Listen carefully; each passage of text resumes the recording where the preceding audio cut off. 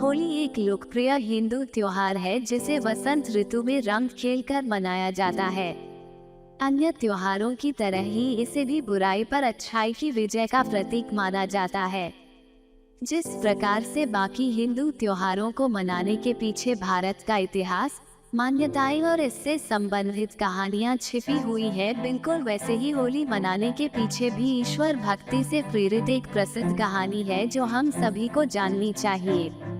हमने इस कहानी को बच्चों के लिए विशेष इसलिए बताया है क्योंकि होलिका दहन की सुप्रसिद्ध कहानी प्रहलाद नामक एक बच्चे की है जो भगवान विष्णु का सच्चा भक्त था और उसकी सच्ची निष्ठा के कारण ही भगवान विष्णु ने नरसिंह अवतार लिया था। प्रहलाद और होलिका दहन की क्या कहानी है? बात उन दिनों की है जब धरती पर दैत्य हिरण्यकशिपु, जिसे हिरण्यकश्यप भी कहा जाता है, का अत्याचार बढ़ता जा रहा था। ऋषि मुनि, देवी देवता और सभी भक्त अपनी रक्षा के लिए ईश्वर से गुहार कर रहे थे। धरती पर पाप बढ़ रहा था और सकारात्मकता, ईश्वर भक्ति और सदाचार का नाश हो रहा था। वैसे तो हिरण्यकशिपु एक दैत्य था, पर इस दैत्य की पत्नी कयाधु ने गर्भावस्था के दौरान एक ऋषि के आश्रम में निवास किया था, जिसकी पवित्रता से कयाधु का पुत्र एक सदाचारी, सत्कर्म करने वाला और ईश्वर भक्त बालक के रूप में जन्मा और उस बालक का नाम रखा गया प्रहलाद। अच्छी संगति और ज्ञान के कारण प्रहलाद में भी ईश्वर भक्ति व सदाचार की भावनाएं उत्पन्न हुई और उम्र के साथ भगवान विष्णु के प्रति उसकी भक्ति भी बढ़ने लगी। लेकिन ईश्वर के प्रति ऐसी निष्ठा व आस्था को देखकर प्रहलाद का पिता दैत्यराज हिरण्यकशिपु क्रोधित हो जाता था। उसने प्रहलाद को विष्णु भक्ति के मार्ग से हटाने के लिए अनेक प्रयास किए, पर वह हर बार विफल ही हुआ। कई प्रयासों में विफल होने के बाद हिरण्यकशिपु ने अपने ही पुत्र को मृत्यु दंड देने का निर्णय लिया। इसी उद्देश्य से उसने अपनी बहन को बुलाया, जिसका नाम होलिका था, और उसे आदेश दिया कि वह प्रहलाद को लेकर जलती हुई चिता पर बैठ जाए। ऐसा कहा जाता है कि होलिका को कभी भी आग से न जलने का वरदान मिला था और इसलिए उसने दैत्यराज का आदेश स्वीकार कर लिया। हिरण्यकशिपु की योजना यही थी कि जब होलिका प्रहलाद को लेकर जलती हुई चिता पर बैठ जाएगी तो प्रहलाद उस अग्नि में जलकर नष्ट हो जाएगा व साथ ही उसके साथ विष्णु भगवान की भक्ति भी खत्म हो जाएगी। पर सही कहा गया है कि जिस पर ईश्वर की कृपा है, जो भक्ति के मार्ग पर अग्रसर है, वह धर्मपरायण है, उसका विनाश कोई भी नहीं कर सकता है। इसी विश्वास के साथ प्रहलाद ओम नमो भगवते वासुदेवाय नमः मंत्र का जाप करते हुए होलिका के साथ जलती हुई चिता में बैठ गया। एक तरफ हिरण्यकशिपु इस बात से मन ही मन खुश हो रहा था कि अब भगवान विष्णु की भक्ति व उनके भक्त दोनों का विनाश हो जाएगा, और वहीं दूसरी तरफ प्रहलाद के मन में ईश्वर भक्ति व अगाध श्रद्धा थी, जिसकी वजह से आग की तेज लपटों में जलकर खुद होलिका ही भस्म हो गई, परंतु प्रहलाद को कोई भी हानि नहीं हुई और वह उस आग से भी बचकर बाहर आ गया। ईश्वर की असीम कृपा व प्रहलाद की सच्ची निष्ठा व भक्ति ने इस चमत्कार को साकार किया था। ऐसा माना जाता है कि तब से ही होलिका दहन की प्रथा शुरू हुई और बुराई पर अच्छाई की जीत का उत्सव मनाया जाने लगा। इस कहानी से हमें पता लगता है कि होली और होलिका दहन का महत्व क्या है और धुलेंडी यानी रंग खेलकर होली मनाने के एक दिन पहले होलिका दहन क्यों किया जाता है। नैतिक शिक्षा। प्रहलाद की इस कहानी से यह शिक्षा मिलती है कि धर्म, ईश्वर भक्ति व सदाचार के आगे कोई भी बुराई ज्यादा देर तक नहीं टिक पाती है। इसलिए हमें हमेशा सदाचार व सद्बुद्धि का अनुसरण करना चाहिए और ईश्वर पर विश्वास रखना चाहिए। आशा करती हूँ कि कहानी आपको पसंद आई हो। सो प्लीज चैनल को सब्सक्राइब कर ले और वीडियो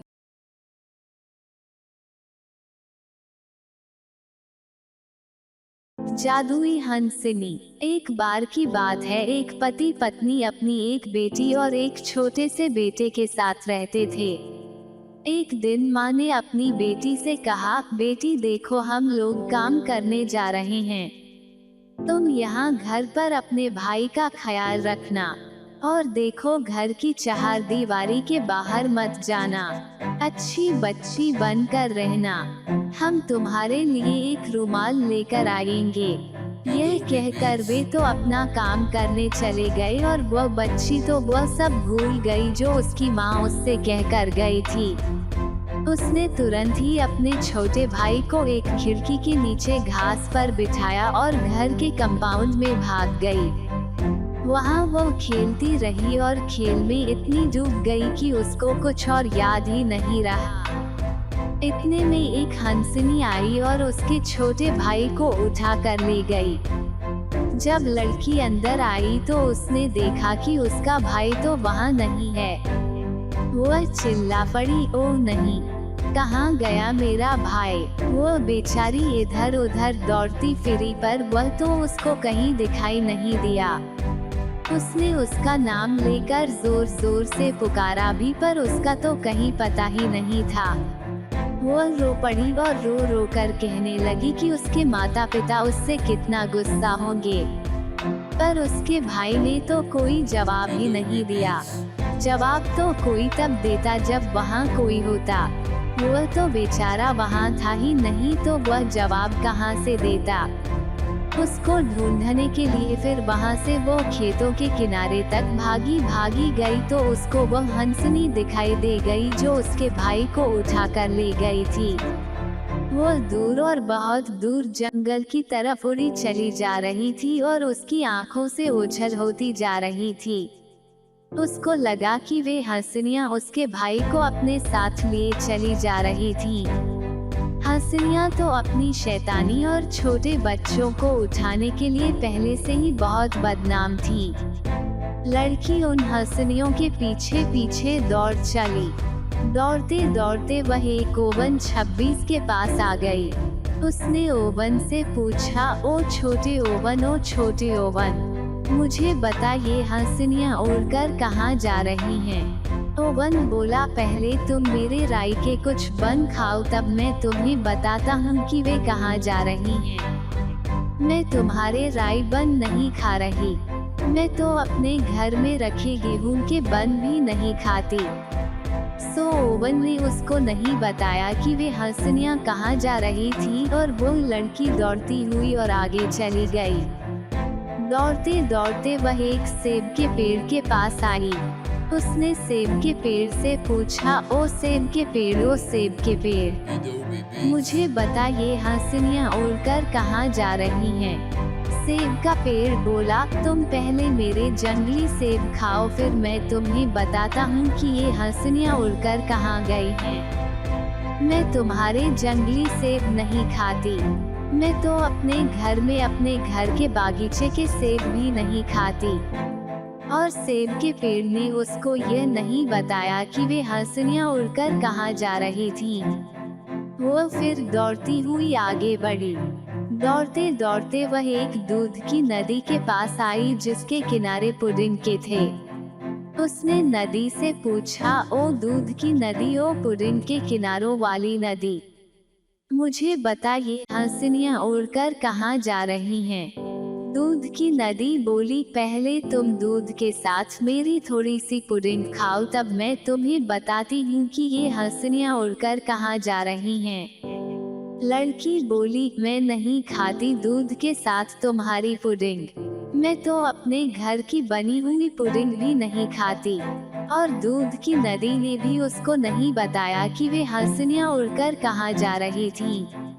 इस तरह से वह काफी देर तक मैदानों में और जंगलों में भागती रही। इस तरह भागते भागते उसको शाम हो गई। वो यही नहीं जान पाई कि वे हंसनियाँ उड़कर कहाँ गईं। इस तरह भागते भागते उसको शाम हो गई। अब वो कुछ नहीं कर सकती थी, सो शाम होने पर उसको घर लौटना पड़ा। जैसे ही वह घर वापस आने के लिए पलटी तो उसने देखा कि उसके पीछे एक केबिन है जिसमें केवल एक छोटी सी खिड़की है। उस केबिन में तो एक जादूगरनी बैठी हुई थी, बाबा यागा। वो वहाँ बैठी बैठी रुई काट रही थी। उसके पास ही चांदी की एक बेंच पर उसका अपना भाई बैठा था जो एक चांदी के सेब से खेल रहा था।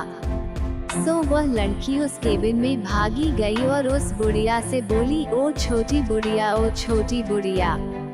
इससे पहले कि वह लड़की उससे आगे कुछ कहती या पूछती, वह बुढ़िया बोली, ओ लड़की, तुम ऐसे मेरे घर में भागती हुई क्यों आई हो? लड़की बोली, मैं जंगल और दलदल में से होकर भागती चली आ रही हूँ। मेरी पोशाक फटकर तार तार हो गई है। मैं यहाँ थोड़ी सी गर्मी लेने आई हूँ। तुम यहाँ बैठो और लो यह रुई का तो, मैं अभी आती हूँ। कहकर बाबा यागा ने उसको एक तकली दी और उसको अकेला छोड़कर वहाँ से चली गई। लड़की उसका सूत काटने लगी। अचानक स्टोव के नीचे से एक चूहा निकला और उसकी तरफ आ गया और बोला, ओ लड़की, ओ लड़की, मुझे थोड़ा सा दलिया दे और मैं तुझको वह सब बताऊंगा जो तू जानना चाहती है। लड़की ने उसको थोड़ा सा दलिया दे दिया तो वह चूहा बोला, बाबा यागा आग लाने के लिए अपने नहाने वाले कमरे में गई है। वह तुझे भाप में पकाने वाली है, फिर वह तुझे ओवन में रख कर भूनेगी और खा लेगी। उसके बाद वह तेरी 2 हड्डियों पर चढ़कर चली जाएगी। यह सुनकर तो वह लड़की तो सकते में आ गई और रो पड़ी। पर चूहा आगे बोला, बस अब तू किसी चीज का इंतजार मत कर। यहाँ से अपने भाई को उठा और भाग जा। मैं तेरी जगह बैठकर यह रुई काटता हूँ। लड़की ने तुरंत ही अपने भाई को उठाया और वहाँ से भाग ली। जब वो वहाँ से चली गई तो बाबा यागा खिड़की के पास आई और लड़की से पूछा, ओ लड़की, क्या तुम अभी भी सूत काट रही हो? चूहा बोला, ओ बुढ़िया, हाँ मैं अभी भी सूत काट रही हूँ। वो बूढ़ी जादूगरनी यह सुनकर संतुष्ट हो गई और फिर से अपने नहाने वाले कमरे में चली गई। जब उसकी आग काफी गर्म हो गई तो वह लड़की को लेने के लिए आई, तो वहाँ तो उसको कोई दिखाई नहीं दिया। वह चिल्लाई, ओ हंसनी, उनके पीछे भाग। बहन अपने भाई को चुराकर भाग गई है। उधर वह लड़की अपने भाई को अपनी बाहों में लिए हुए भागते भागते दूध की नदी तक आ गई। उसने देखा कि हंसनियाँ उसके पीछे उड़ती हुई चली आ रही हैं। माँ नदी, मुझे छिपा लो, तुम पहले मेरी थोड़ी सी पुडिंग खाओ।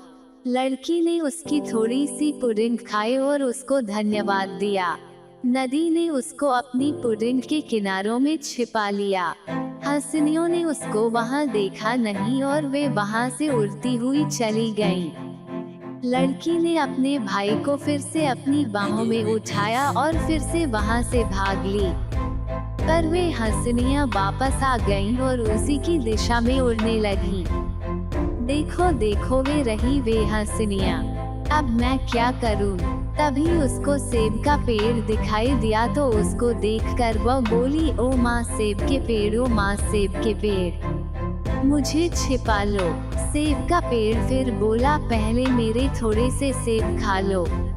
लड़की ने तुरंत ही उस पेड़ से तोड़कर एक सेब खा लिया और उसे धन्यवाद दिया। पेड़ ने भी तुरंत ही उसको अपनी शाखाओं में छिपा लिया। हंसनियों ने उनको वहां नहीं देखा सो वे वहां से आगे उड़ गईं। लड़की ने फिर अपने भाई को अपनी बाहों में उठाया और फिर भागना शुरू कर दिया। वो तब तक भागती रही जब तक वो बिल्कुल थक नहीं गई। पर हंसनियों ने उसका फिर से देख लिया तो वे फिर से लौट आईं। वे उसके ऊपर उड़ने लगी और इस ताक में लगी रही कि जब भी उनको मौका मिले तो वो उसके भाई को उससे छीन ले। तभी उसको ओवन दिखाई दे गया। वो बोली, माँ ओवन, मुझे कहीं छिपा लो। ओवन बोला, पहले तुम मेरा राई का बन खाओ। लड़की ने तुरंत ही उसमें से निकालकर एक बन खा लिया और ओवन को धन्यवाद देकर अपने भाई को लेकर ओवन के अंदर बैठ गई। हंसनियाँ वहाँ उड़ती रहीं और उनको पुकारती रहीं पर कोई जवाब न मिलने पर फिर नाउम्मीद होकर वहाँ से बाबा यागा के पास चली गईं। उनके जाने के बाद लड़की ने ओवन को एक बार फिर से धन्यवाद दिया और अपने भाई को लेकर अपने घर की तरफ भाग ली। जैसे ही वह घर पहुंची, उसके कुछ देर बाद ही उसके माता पिता काम से वापस आ गए और उसकी यह लापरवाही दोनों में से किसी को पता नहीं चली।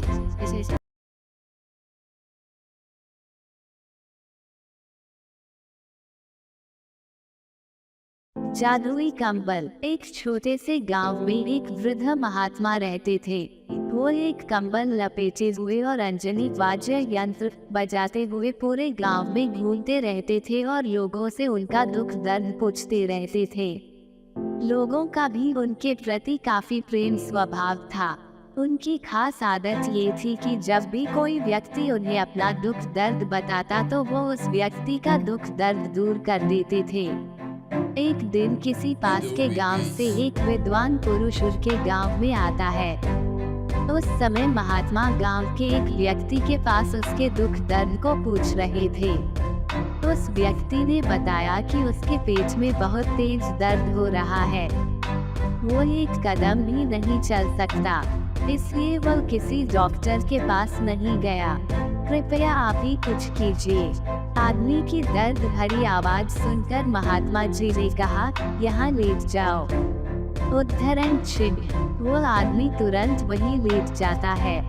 फिर महात्मा जी अपने उस कंबल को उस व्यक्ति के पेट पर डालते हैं और हल्के हल्के से हाथ फेरते हैं और कंबल को उठा लेते हैं। कुछ समय बाद वो व्यक्ति खड़ा हो जाता है और कहता है कि महात्मा जी, मेरा पेट दर्द बिल्कुल गायब हो गया है, अब मैं बिल्कुल ठीक हूँ। और वो महात्मा जी को धन्यवाद देता है।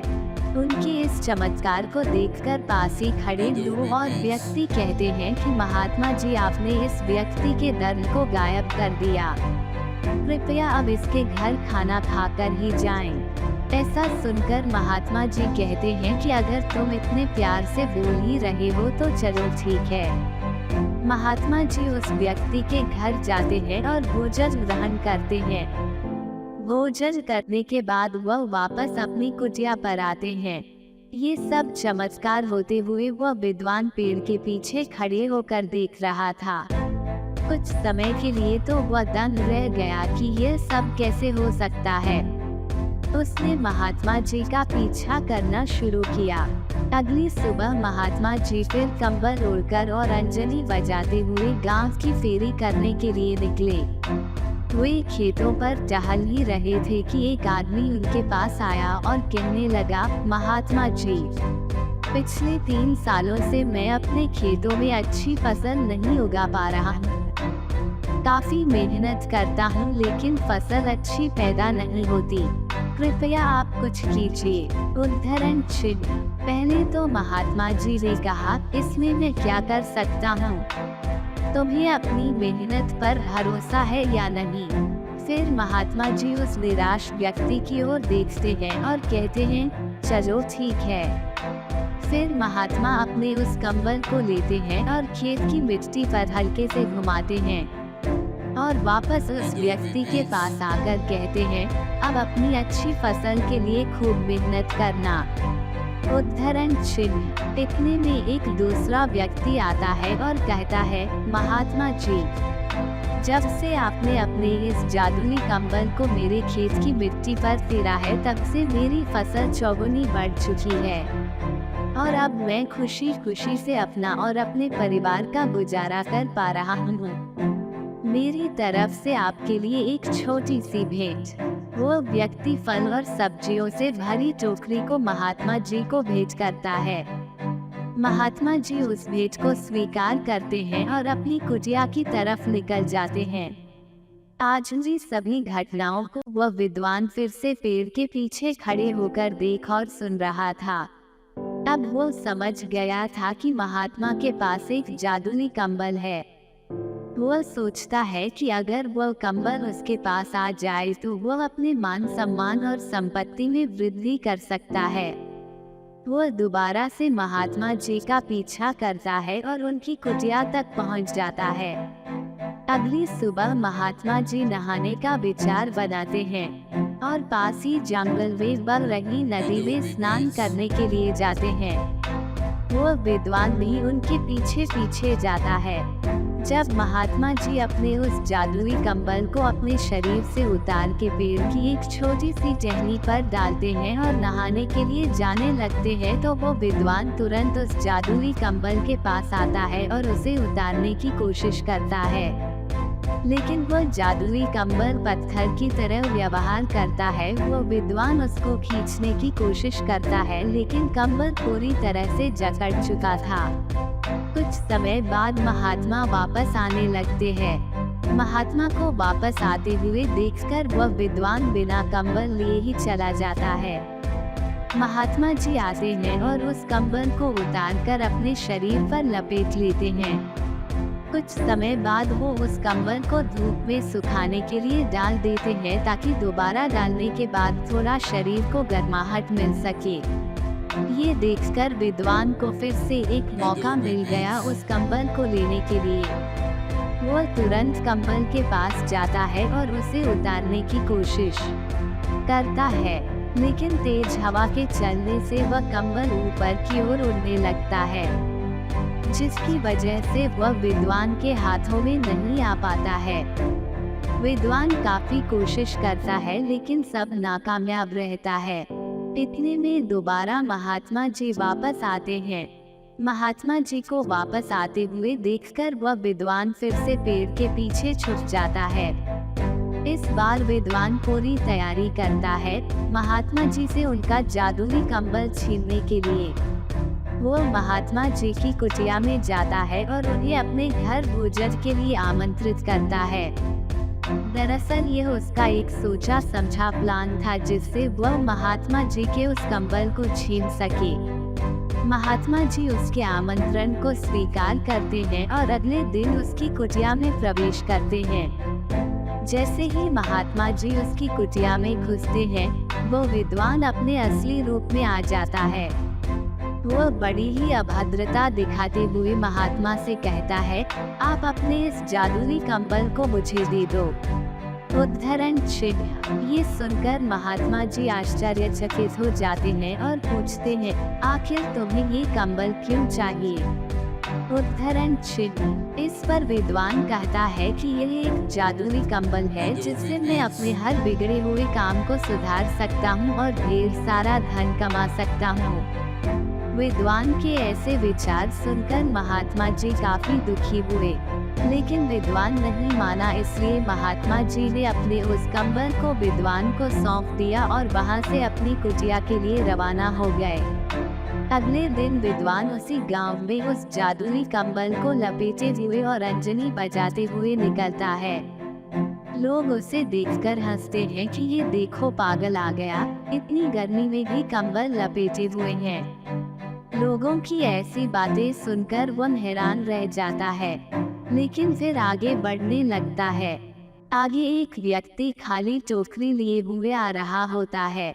विद्वान उसे रोकता है और कहता है कि मैं तुम्हारी इस खाली टोकरी को फल और सब्जियों से भर दूंगा। ऐसा सुनकर वो व्यक्ति हंसता है और विद्वान को पागल कहने लगता है। विद्वान अपने उस कंबल को उस टोकरी पर फेरता है, लेकिन वो टोकरी फिर भी खाली ही रहती है। ऐसा देखकर विद्वान आश्चर्यचकित हो जाता है और सोचने लगता है कि आखिर ये टोकरी फल और फूलों से क्यों नहीं भरी? क्या ये कंबल जादू नहीं दिखा रहा है?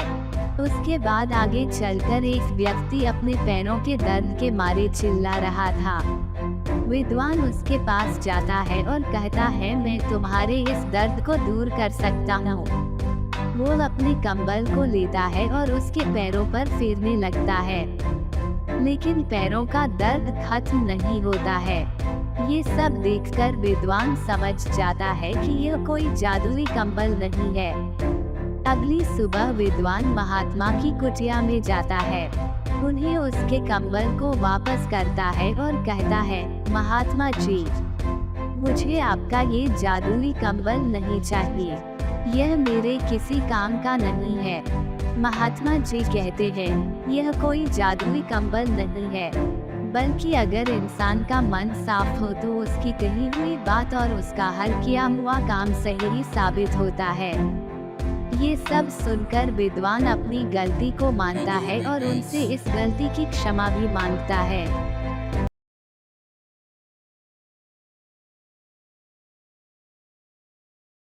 जादुई तालाब की कहानी। आज हम आपको जो कहानी बताने जा रहे हैं वो बहुत ही मजेदार होने वाली है।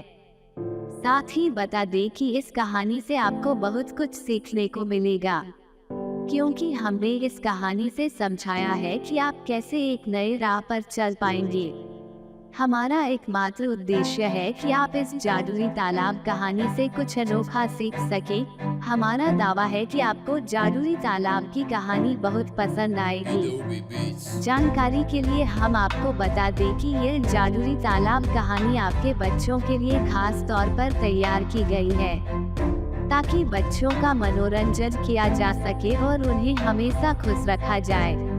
तो आइए जानते हैं जादुई तालाब की आगे की कहानी। एक बार की बात है, एक गांव में दो सौतेली बहनें रहती थी, सीता और गीता। सबसे बड़ी बहन सीता थी और छोटी बहन गीता थी। दोनों का आपस में मेल जोल इतना अच्छा नहीं था। गीता अपनी बड़ी बहन के साथ कभी सौतेला व्यवहार नहीं किया, बल्कि वह अपनी बड़ी बहन का बहुत ही आदर और सम्मान करती है। लेकिन सीता सोचती थी कि उनकी छोटी बहन को उनसे जलन हो रही है और सीता इस गलतफहमी में गीता से नफरत करने लगी और मौका मिलते ही उससे झगड़ा करने लगती थी। लेकिन गीता फिर भी सीता से कुछ नहीं कहती। एक दिन जब गीता सीमा से बाहर हो गई तो गीता ने कहा, देखो सीता, तुम एकमात्र मेरी बड़ी बहन हो, तुम इस तरह का व्यवहार मत करो, मैं तुमसे बहुत प्यार करती हूँ। तब सीता ने कहा, कौन सा बहन, तुम मेरे सौतेली बहन हो, ये सब तुम्हारा नाटक है। ये सुनकर गीता को बहुत तकलीफ हुई और वह उदास होकर बाहर चली गई और सीता के बारे में सोचते हुए जंगल की ओर चली गई। अचानक कोई गीता को पुकारने लगा। उसे लगा कि शायद सीता मुझे बुला रही है। उसकी न सुनकर वह आगे बढ़ गई। उसके सामने एक बड़ा सा पेड़ दिखाई दिया तो वह उस पेड़ के सामने बैठकर रोने लगी। तभी अचानक पेड़ ने कहा, मैं थोड़ी परेशानी में हूँ, क्या आप मेरी थोड़ी मदद कर सकते हैं? गीता ने कहा, हाँ, मैं आपकी मदद जरूर करूँगी। पेड़ ने कहा, बेटी, मैं बूढ़ा हो गया हूँ, मेरी जड़ें भी कमजोर हो गई है, इसलिए मैं जमीन से पानी नहीं खींच पा रहा हूँ। क्या आप पास के तालाब से कुछ पानी लाकर मेरे ऊपर डाल दोगे? गीता ने कहा, जरूर, मैं अभी जाती हूँ। गीता वहाँ से निकलकर तालाब के पास पानी लेने जाती है और देखती है कि वहाँ पहले से ही एक मटका रखा था। गीता उस घड़े में पानी लाती है और उसे पेड़ की जड़ों में डाल देती है। तो पेड़ ने कहा, बहुत बहुत धन्यवाद बेटी, तुम बहुत अच्छी लड़की हो और तुम्हारा दिल बहुत साफ है। गीता ने कहा, इसमें शुक्रिया कैसा, हमें जरूरतमंद लोगों की मदद करनी चाहिए। पेड़ ने कहा, बेटी, तुम जिस तालाब से पानी लेकर आए हो, मैं चाहता हूँ कि तुम एक बार फिर से उस तालाब में जाओ और एक डुबकी लगाकर आओ, और अगर तालाब तुम्हें कोई उपहार देता है तो उसे स्वीकार कर लेना। गीता एक बार फिर से उस तालाब की ओर जाती है। तालाब पहुंचकर पानी में उतर जाती है और एक डुबकी लगाती है। डुबकी लगाते ही गीता के हाथ में एक सोने से भरा मटका आ जाता है। गीता सोचने लगी, लगता है इसी उपहार के बारे में बात कर रहे थे। पेड़ जी, मुझे ये स्वीकार कर लेनी चाहिए।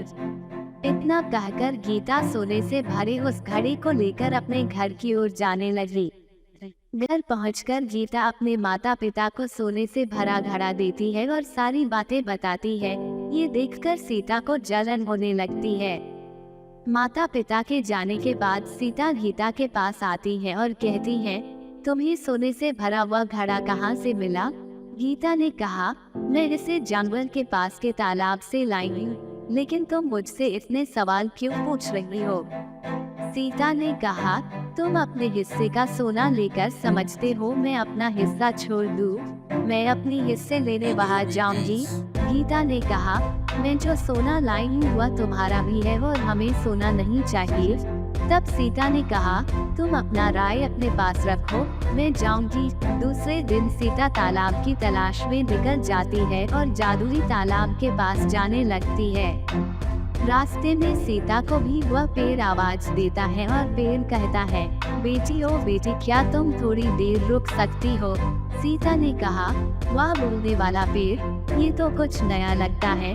हाँ बोलो, क्यों आवाज दे रहे हो? पेड़ ने वही सवाल सीता से भी पूछा और सीता ने कहा, सुबह सुबह तुम्हें और कोई नहीं मिला अपनी बकवास बातें बोलने के लिए। मैं एक जरूरी काम से जा रही हूँ, मुझे परेशान मत करो। पेड़ ने कहा, बेटी बस थोड़ा सा पानी ला दो।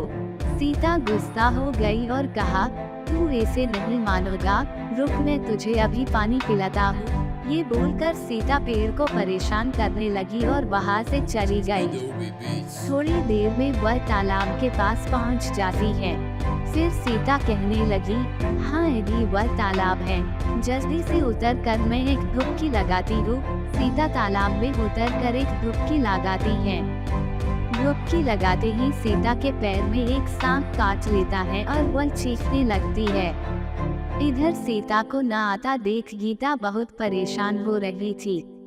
गीता सोच रही थी, इतनी देर हो गई अभी तक सीता वापस नहीं आई, कहीं सीता किसी संकट में तो नहीं पड़ गई। और गीता उसे ढूंढने निकल पड़ी। गीता जाकर पेड़ से बोली, पेड़ जी क्या आप सीता को कहीं देखे हो? पेड़ ने कहा, हाँ सीता उस तालाब की ओर गई है। पेड़ की बात सुनकर गीता तालाब की जाने लगी और वहाँ जाकर देखती है उसकी बड़ी बहन तालाब के पास पड़ी है। वह सीता को बहुत उठाने की कोशिश करती है, लेकिन सीता नहीं उठी। तब गीता वापस पेड़ के पास जाती है और उसे सारी बात बताती है। तब पेड़ ने कहा, तुम्हारी बहन को सांप ने काटा है, उसे बचाने का एक उपाय है, मुझसे एक शाखा तोड़ लो और तुम्हारे बहन को जाकर छुओ, वह ठीक हो जाएगी। गीता उस शाखा को लेकर सीता को छुआया और सीता ठीक हो गई। इसके बाद सीता ने छोटी बहन से कहा, तुम न आती तो मैं आज जीवित न होती। गीता ने कहा, नहीं, मैंने पहले ही तुमसे कहा था कि हमें और धन नहीं चाहिए, लेकिन तुमने मेरी बात नहीं मानी और हट करके चली गई। सीता ने कहा, क्षमा करो गीता, आज के बाद मैं तुम्हारी हर बात मानूंगी। ये कहकर सीता और गीता पेड़ के पास गई और पेड़ को धन्यवाद दिया और अपने घर वापस चली गई।